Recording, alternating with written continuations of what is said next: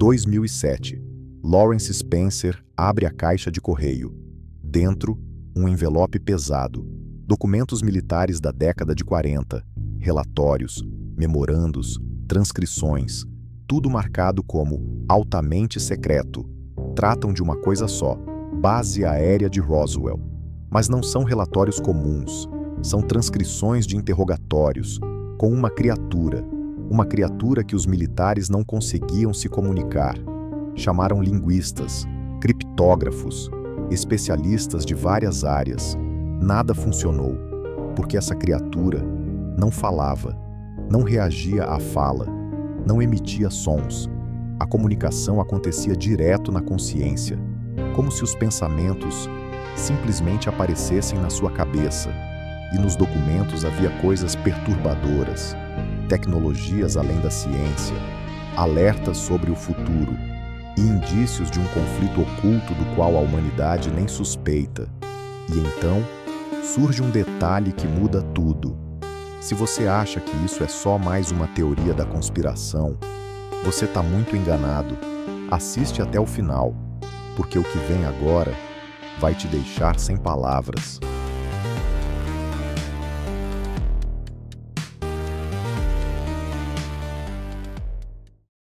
Quem era Matilda? Matilda O'Donnell McElroy, enfermeira militar do Exército dos Estados Unidos. Uma das únicas pessoas que soube o que realmente aconteceu. Durante 60 anos, ela guardou um segredo que poderia custar sua vida se vazasse.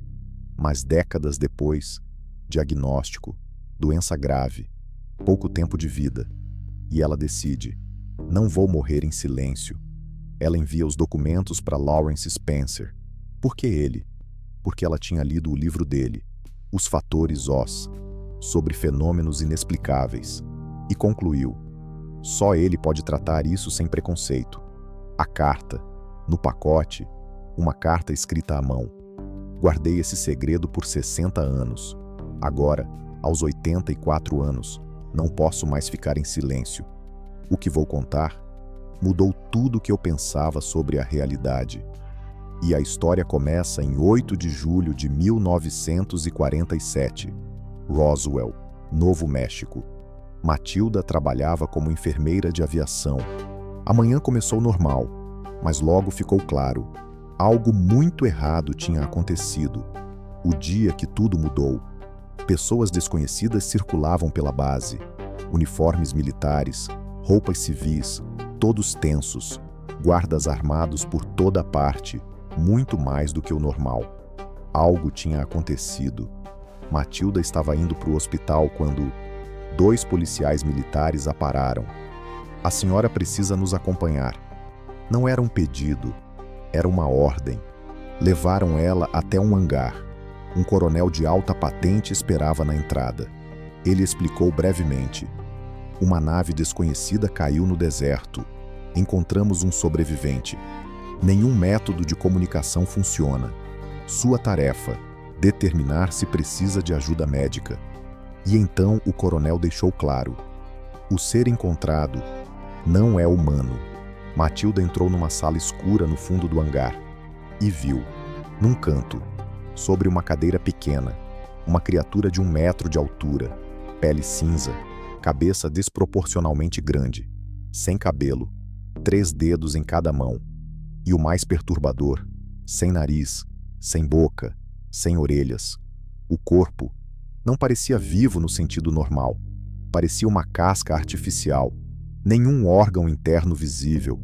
Os militares olhavam como se fosse um problema a resolver.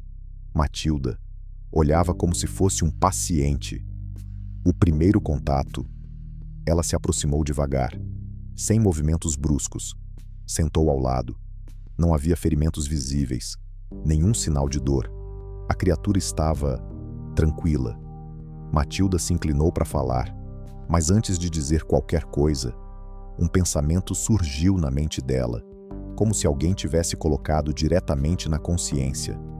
Não estou ferida, uso esse corpo como uma casca. Não preciso de comida nem ar, mas preciso de água. Matilda esperava sentir medo, mas sentiu calma. Os pensamentos não pareciam hostis. Pelo contrário, ela teve a sensação de que era uma criatura do tipo feminino e que não representava perigo. Contato estabelecido. Matilda tentou responder mentalmente e imediatamente recebeu resposta. A criatura se chamava Arol e explicou algo perturbador. Apenas você é capaz de se comunicar comigo. As outras pessoas ao redor permanecem inacessíveis. Por quê? Matilda não sabia, mas o contato continuou. Por 6 semanas, conversas gravadas, registradas, analisadas, centenas de páginas de transcrições, e o que Arol contou ia muito além da compreensão humana.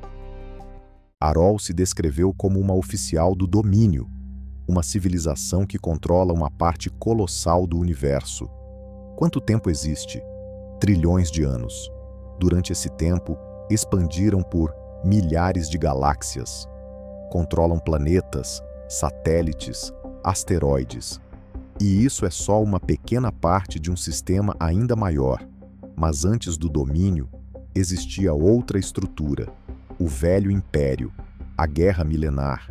O Velho Império controlava este setor do cosmos, mas seus métodos eram brutais: supressão pela força, armas nucleares, controle da consciência em escala planetária.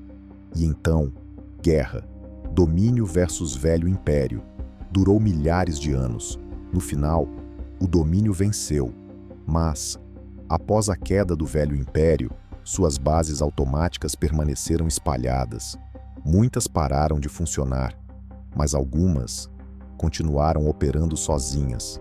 E uma delas está aqui, no nosso sistema solar, a missão de Arol. Arol estava estudando esse sistema, mas durante a missão, a nave foi atingida por uma descarga elétrica poderosa. Perdeu navegação, caiu. Mas Arol não sofreu danos. Por quê? Porque Arol não é o corpo. Arol é uma consciência imortal, um ser espiritual existindo como pura consciência. Não estamos ligados a um corpo. Podemos nos mover, perceber e agir além do espaço.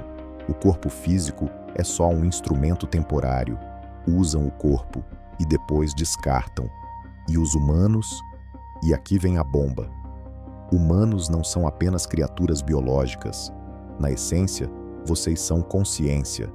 Originalmente, podiam existir fora do corpo, mover-se livremente, manter memória de múltiplas vidas. Então, por que tudo mudou? A resposta de Arol foi perturbadora. A Terra não é apenas um planeta, é um sistema isolado. Na verdade, uma prisão.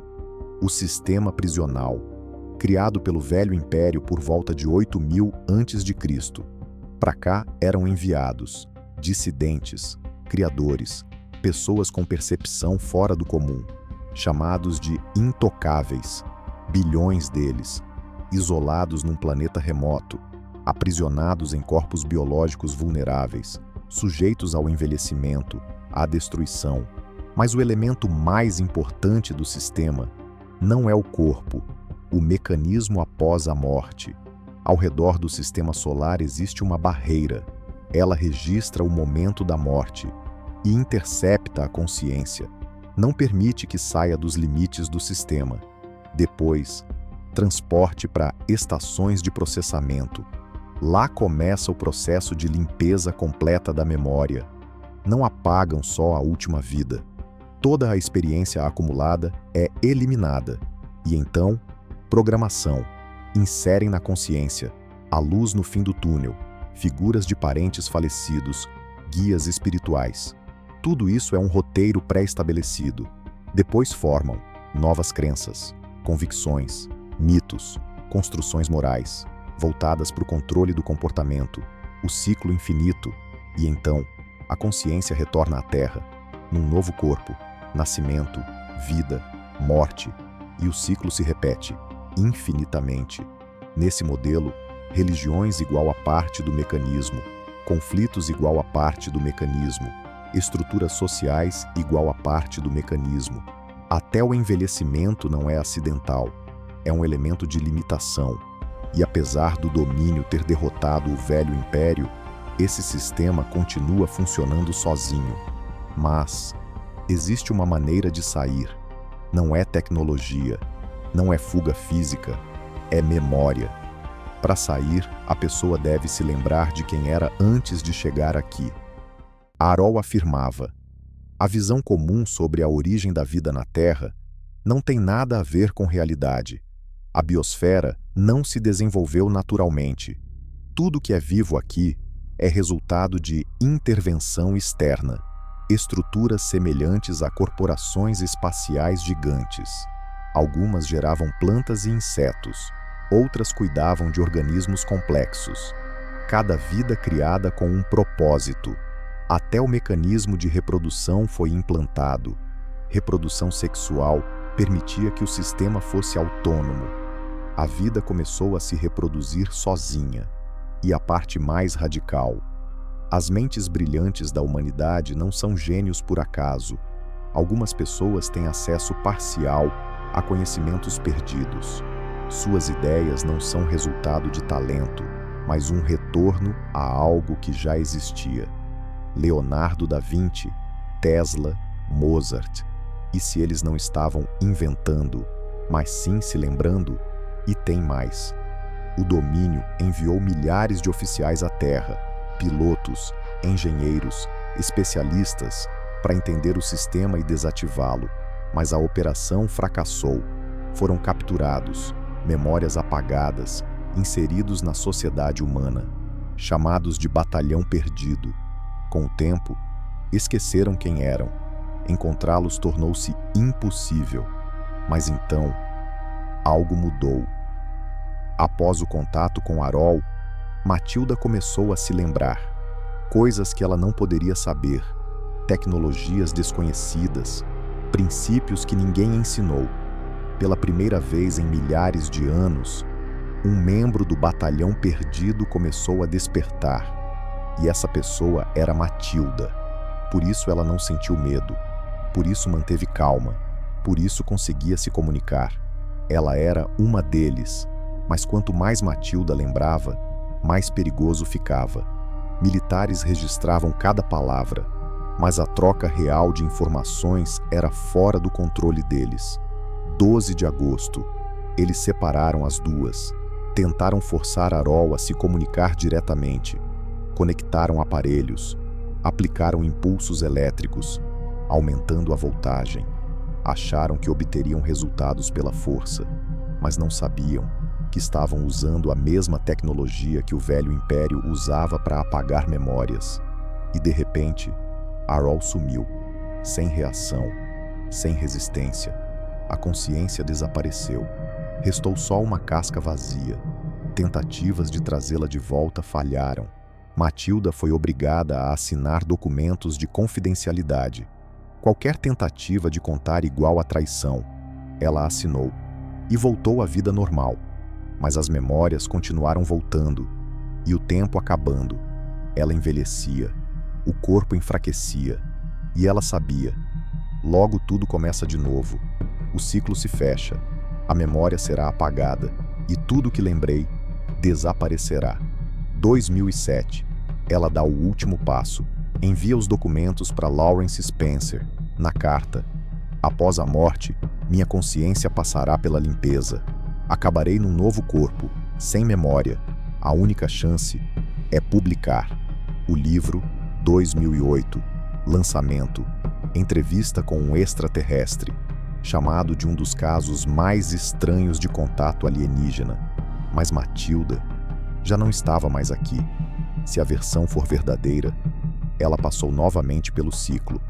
Limpeza, programação, retorno. Isso significa, em algum lugar, agora, vive uma pessoa que não faz ideia de quem foi. Talvez uma garota comum, adolescente, vive, estuda, planeja e às vezes sente que há algo de errado com este mundo. Essa história é real? Ninguém sabe. Documentos originais? Destruídos? Testemunha? Desaparecida? Mas ideias semelhantes aparecem repetidamente. Anunnaki, Nefilins, Livro de Enoque. Sempre a mesma ideia. Intervenção externa. Controle da humanidade. Coincidência? Ou algo que não queremos acreditar? O que você acha? Comenta aí embaixo. Deixa o like. Inscreve no canal O Detetive do Desconhecido e assiste os vídeos sobre Anunnaki e Nephilims, porque tudo pode estar conectado. Até a próxima investigação.